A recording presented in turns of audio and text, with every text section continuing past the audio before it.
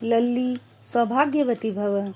यह कृपा प्रसंग हमारे परम आदरणीय श्री J.N. बाबू के सपत्नीक हम दोनों को सुनाया था, अतः उन्हीं के शब्दों में लिपिबद्ध है। अकारण दयालु, प्राणी मात्र के भाग्य विधाता, सिद्धों के सिद्ध, हमारे और आपके दादा गुरुदेव महाप्रभु श्री रामलाल जी महाराज तथा योग योगेश्वर अनंत श्री चंद्रमोहन जी महाराज के कमलवत चरणों में साष्टांग प्रणाम करने के बाद उन्हीं के चरणों में घटित एक घटना को क्रमबद्ध करने का प्रयास किया जा रहा है। यह घटना श्री जय नारायण बाबू से संबंधित है, जो कि उड़ीसा राज्य के संबलपुर जिले के निवासी हैं।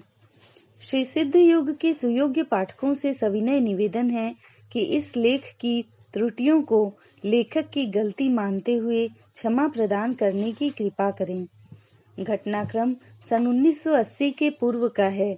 उस समय श्री J.N. बाबू दुर्गापुर स्टील प्लांट में कार्यरत थे एवं दुर्गापुर में होने वाले श्री प्रभु जी के योग प्रचार कार्यक्रम में सपत्नीक भाग लेकर श्री प्रभु जी की अमोघ वाणी द्वारा योग के चरित्रों को प्रेम पूर्वक सुना करते थे। ये दोनों पति पत्नी धार्मिक प्रवृत्ति के थे।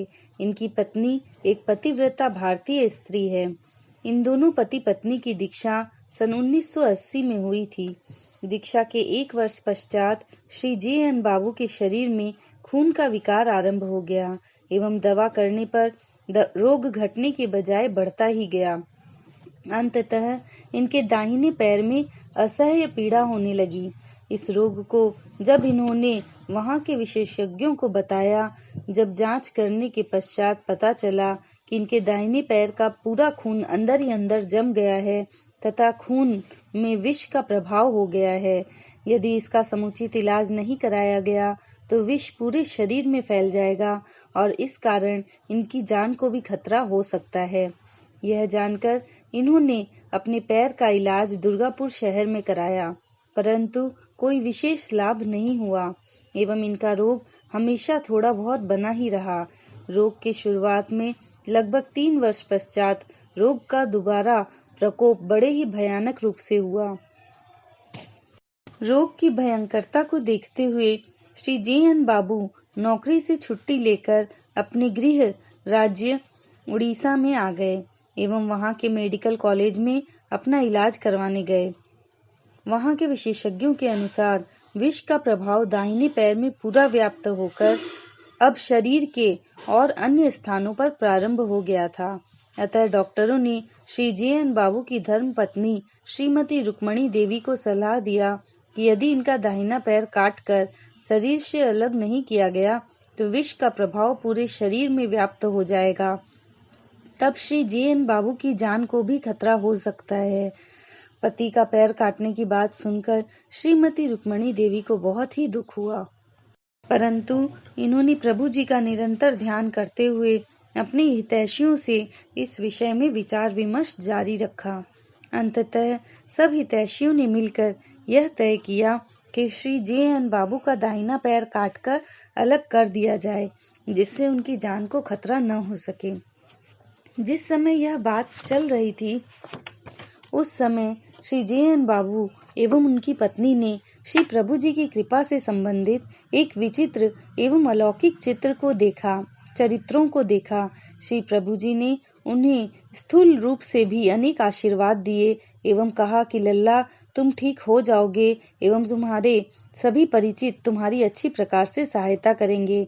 हमारे उपरोक्त गुरु भाई को आराध्य देव की यह बात सुनकर बड़ा ही आश्चर्य लग रहा था कि मैं तो अच्छा भला हूँ, फिर प्रभु जी ऐसा आशीर्वाद क्यों दे रही हैं। उसी समय उनकी धर्म पत्नी श्रीमती रुक्मणी देवी ने यह स्पष्ट स्वप्न देखा कि लल्ली, घबराओ मत, सब ठीक हो जाएगा। इस घटना के कुछ दिन पश्चात श्री J.N. बाबू का रोग अचानक बढ़ गया एवं तब J.N. बाबू ने भी अपने पैर को कटवाने का निश्चय कर लिया और मेडिकल कॉलेज में भर्ती हो गए। श्रीमती रुक्मणी देवी की हालत तो और भी दयनीय थी, क्योंकि हितैषियों के सहयोग के बावजूद भी पति का जीवन मृत्यु से संबंधित ऑपरेशन होना था। इसका क्या असर होगा यह तो उस समय श्रीमती रुक्मणी देवी ही जानती होगी, या वो जानते होंगे जो इस प्रकार के घटनाक्रम से गुजर चुके होंगे। ऑपरेशन वाले दिन जब श्रीमती रुक्मणी देवी अस्पताल गई तो अपने साथ श्री प्रभु जी के स्वरूप भी लेती गई, एवं उस समय वे लगातार श्री प्रभु जी द्वारा प्रदत्त गुरु मंत्र का जाप कर रही थी।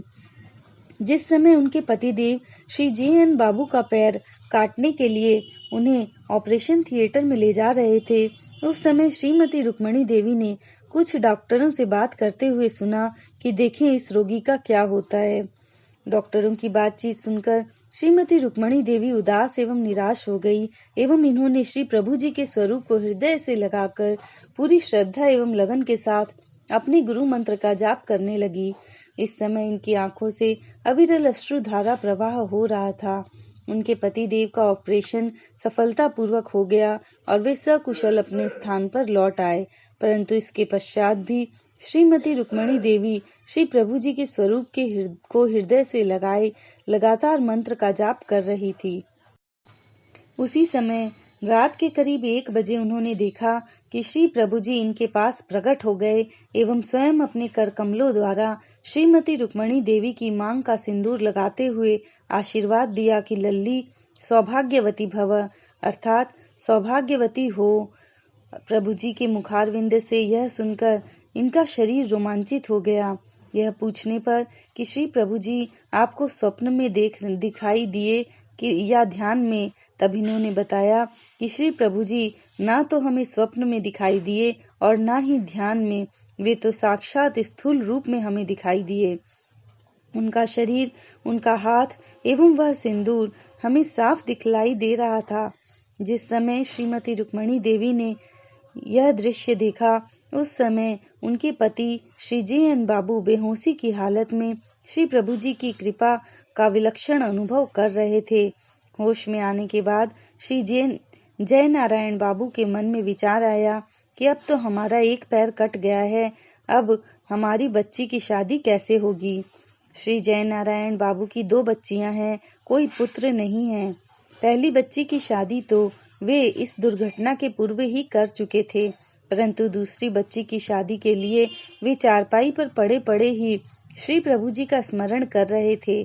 इस समय इनके एक रिश्तेदार इनसे मिलने अस्पताल में आए। थोड़ी इधर उधर एवं जरूरी बातों के पश्चात इनके रिश्तेदार ने स्वयं इनकी दूसरी बच्ची की शादी की बात चलाई एवं थोड़े ही दिनों पश्चात इनकी दूसरी बच्ची की शादी बड़े ही धूमधाम के साथ संपन्न हुई।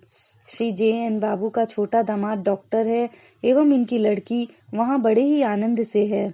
शादी के कुछ समय पश्चात जब ये दोनों पति पत्नी अपनी बच्ची से मिलने गए, तब उनके सास ससुर ने कहा कि भाई जी, अब आप अपनी चिंता करें, हमारे होते हुए आपको अपनी बच्ची की चिंता करने की आवश्यकता नहीं है। इस दुर्घटना के पश्चात इन्होंने अपना स्थानांतरण दुर्गापुर स्टील प्लांट से भिलाई स्टील प्लांट में करा लिया। अब कुछ वर्षों से वे सेवा मुक्त हैं। अब वे अपने परम पतिव्रता पत्नी के साथ प्रभु सेवा में लगे हैं। यह घटना उन्होंने स्वयं श्री प्रभु जी की जन्म शती पर सुनाई थी। उस समय श्री जय नारायण बाबू पूर्णतया स्वस्थ थे।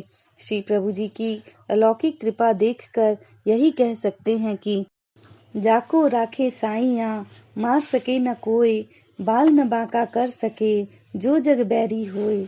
इसी के साथ इस घटना को सुनाने के लिए श्री जय नारायण बाबू को बार बार साधुवाद देते हुए इस लेखनी को विश्राम दिया जा रहा है। बोलिए श्री सद्गुरुदेव भगवान की जय।